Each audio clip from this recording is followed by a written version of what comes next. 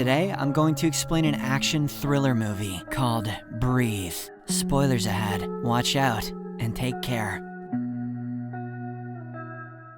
The movie opens in Brooklyn, New York in the year 2039, where the world as we used to know has changed. There is not a single blade of greenery anywhere, which has had a devastating effect on the Earth's atmosphere. Oxygen levels have dropped so drastically that our planet is barely habitable. Cities have become wastelands, and only a few people are left around the globe. Those who are still surviving in this harsh climate can only do so by using masks connected to oxygen tanks. Currently, mechanical engineer Darius has left his family bunker to clean the solar panels that are the main source of electricity. His father is also out visiting a nearby bookstore in hopes of getting some new reading material for his granddaughter. The old man is casually walking around on the second floor when he steps on a rotten wood panel and falls through the floor. Unfortunately, he is left hanging upside down from the ceiling, which damages his oxygen pack, and he immediately starts to suffocate. Nearby, Darius hears the pleas for help through his intercom device and runs to the bookstore. He desperately tries to release his father from the hole, but the old man's leg is stuck firmly. Darius then rushes upstairs and eventually manages to free his father, but it is too late. The old man has passed away due to the critical lack of oxygen. After a while, a devastated Darius returns to the bunker where he shares the bad news with his wife Maya and their daughter Zora. This hits everyone hard, especially young Zora, who loved her grandfather very much. We also get a glimpse into the family's life in this apocalyptic time. Thanks to Darius's engineering knowledge and Maya's farming experience, the bunker has enough oxygen and plants to keep a decently comfortable life. Darius then announces that he wants to bury his father next to his mother, whose grave is in a cemetery about 5 miles away. Zora is against the idea because of the obvious risks involved in the journey, but Darius points out that he will be safe, as they haven't seen anyone in 3 years. In the evening, after the others fall asleep, Darius does routine maintenance on the machine that monitors various vital stats inside the bunker. He discovers that their remaining oxygen supply will only last for the next 2 months. The computer even flashes a warning that warns the air purification system has been compromised, leaving Darius with a hard choice to make. The next morning, he says goodbye to Zora and gives her the book her grandfather had picked up before he died. She then watches as her father leaves with the body on the security camera. As the days pass by, Zora uses the radio to try to reach Darius. She shares random stories, like the fact that he predicted the oxygen shortage way before it actually happened. Nobody believed him, but at least he was wise enough to build this bunker just before the catastrophe struck. Unfortunately, Darius never answers, and soon 5 months pass without any news from him. Maya and Zora try their best to survive on their own now. They leave the bunker regularly and keep up with the maintenance of the several devices inside. They always make sure to bring a gun when they go out. But Zora, being a teenager, sometimes wanders off in search of new clothes, even with it being perfectly safe to go outside. I am too lazy to do that. Luckily, the bunker has a very thick steel door and a password lock, ensuring their safety for the time being. They keep each other company as much as they can, but in quiet moments, Darius's absence is very obvious. Zora nonetheless never gives up and continues to send messages through the radio, talking about family memories from before the apocalypse. Maya doesn't give up either and often goes outside to plant seeds, hoping one day something will eventually sprout out. She also runs fake errors on the computer to teach Zora how to fix any issues they may come across. Sometimes the teenager expresses her desire to go out and look for her father, but Maya reminds her of previous failed attempts and forbids her from leaving. This often causes friction between the mother and daughter. One afternoon, the duo is outside after finishing maintenance when suddenly they see 2 people approaching with a shopping cart. The mother and daughter immediately run to hide behind an old car and watch as the strangers try to enter the bunker. Although they're unsuccessful, Maya and Zora find it suspicious that the strangers knew exactly what door to target. At that moment, one of the strangers, named Tess, hears a noise and cautiously checks around with her weapon drawn. Her partner Lucas, on the other hand, climbs to the roof to search for other entrances. Tess carefully approaches the car, but doesn't find the source of the noise. Suddenly, she hears Lucas trying to warn her of something on the radio, but it's too late. Maya and Zora tackle her to the ground and rush inside the bunker. They quickly close the door before the strangers can follow them. Maya then gets on the bunker's security communication device and demands an explanation. Tess swears they mean no harm and reveals that she and Lucas live in a bomb shelter outside Philadelphia with 25 other people. Their air filtration system recently started failing, so they traveled for 3 days to find Darius. Tess claims to be a physicist who worked with with him at the university. Now, she only wants to take a look at the system he created, to copy it. Tess even knows Zora and Maya's names, but they still don't trust her because Darius never mentioned her. Suddenly, Zora mutes the mic and starts fighting with her mother over how to proceed. The teenager doesn't want the people at the shelter to die, but Maya doesn't think the shelter even exists in the first place. After lots of arguing, Zora convinces her mom to help, because if Tess can truly copy Darius's technology, they could bring big changes to the world. Maya thus tells the two strangers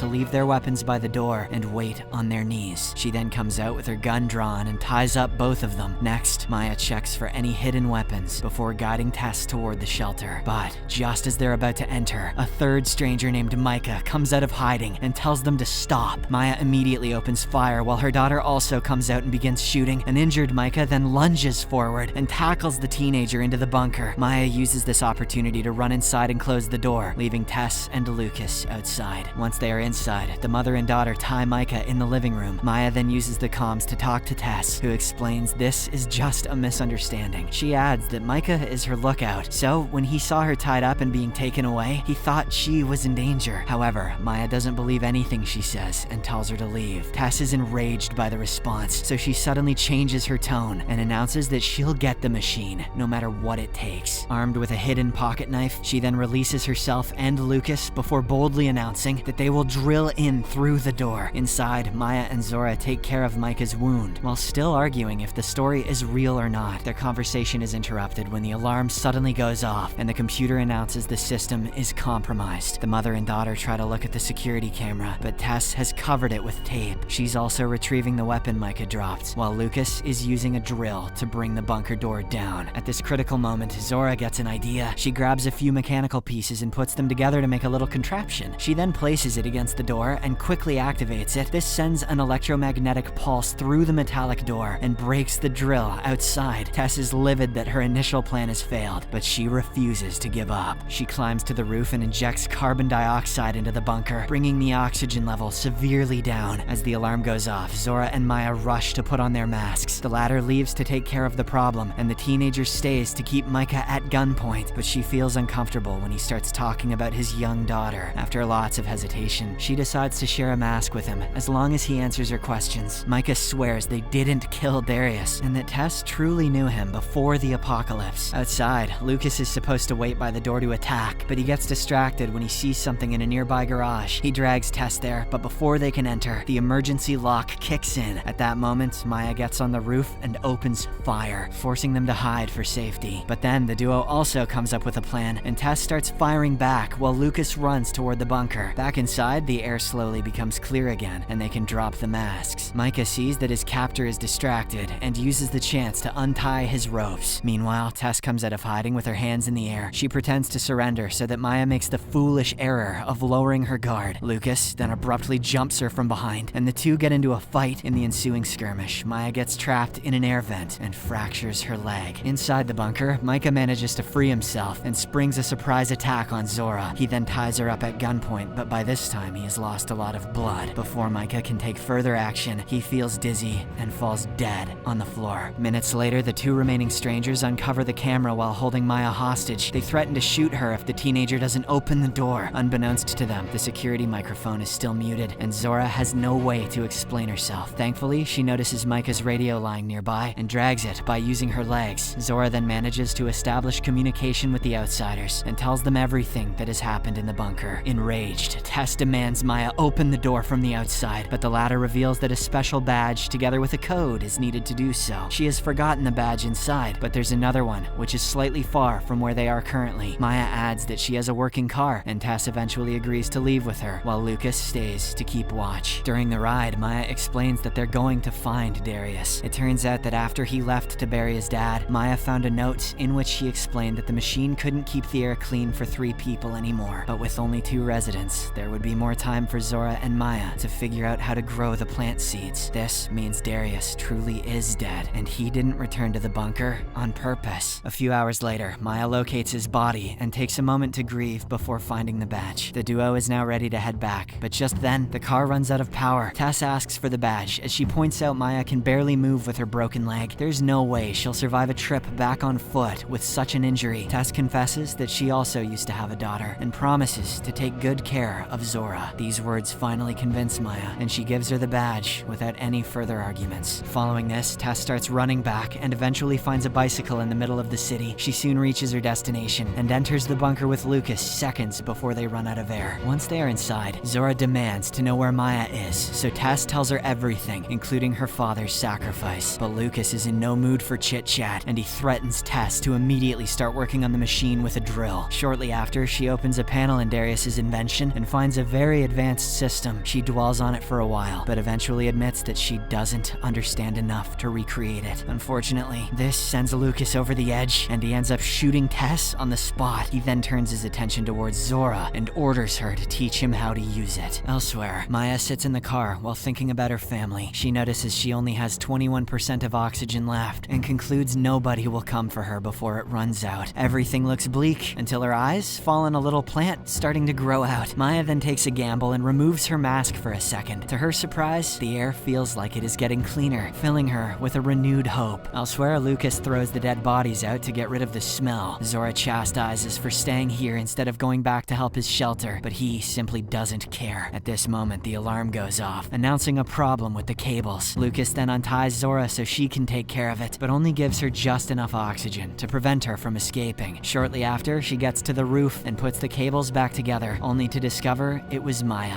who messed with them. After a warm reunion with her mother, Zora tries to get back inside, but Lucas won't open the door because he wants to see the teenagers suffer. He doesn't realize that this only gives the mother and daughter enough time to hatch a plan. Sometime later, the bunker's alarm goes off again, so Lucas comes out and sees Zora lying unconscious on the ground. He throws dirt at her and starts praying, but is suddenly ambushed by Maya. The teenager also gets up and they run back to the bunker, but Lucas gathers all his energy and follows them in. He passes through the first door and tackles them to get through the second, causing the bad air to get into the shelter. He then demands oxygen while threatening the women with his weapon. However, Zora points out that if he shoots, he'll cause an explosion. Lucas orders them to fix the problem, but instead, Zora and Maya go outside and close the doors, leaving him alone inside. Now that Lucas is alone and the oxygen is slowly running out, he realizes that he's going to suffer a slow death. He thus shoots his weapon, and the resulting explosion kills him. Outside, Maya and Zora are able to survive thanks to the oxygen masks. They escape in the car that Maya had charged up when she came back to the bunker earlier. They then recall Tess's story about the shelter and zoom through the city to reach the safe haven. Unfortunately, the doors are closed, and they pass out on the stairs moments later. After a long while, Maya wakes up and is shocked to see herself clean and rested. Turns out the people from the shelter heard the mother and daughter approaching and rescued them. Nearby, Zora is sharing the knowledge about her father's machine with the technicians of the shelter. The mother and daughter then promise to work together with the rest of the survivors in planting the new seeds and bringing back vegetation